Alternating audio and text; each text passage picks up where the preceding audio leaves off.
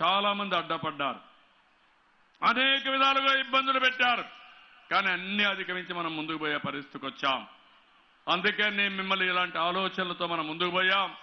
నేను ఒకటే మిమ్మల్ని కోరుతున్నా, 94 లక్షల మంది నాకు చెల్లెలు అక్కలున్నారు. కుటుంబ పెద్దగా మళ్ళీ నేను ఎన్నికలకు వెళ్తున్నా, నన్ను ఆశీర్వదిస్తారా అని మిమ్మల్ని అడుగుతున్నా. నమ్మకమేనా అని మిమ్మల్ని అడుగుతున్నా. నా కోసరం కాదు, మనందరి కోసరం, మన పిల్లల భవిష్యత్తు కోసరం.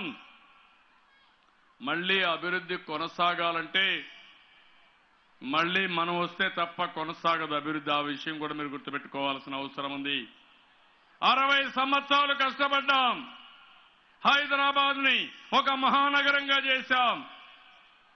విభజన చేశారు. 54% ఆదాయం అక్కడికి వచ్చింది. హైదరాబాద్ వల్ల 46% ఆదాయంతో మనం ఇక్కడ అప్పు నెత్తిన పెట్టుకుని కట్టుబట్టలతో వచ్చాం. అక్కడి నుంచి ప్రారంభించాం. 5 సంవత్సరాల్లో నిలదొక్కున్నాం.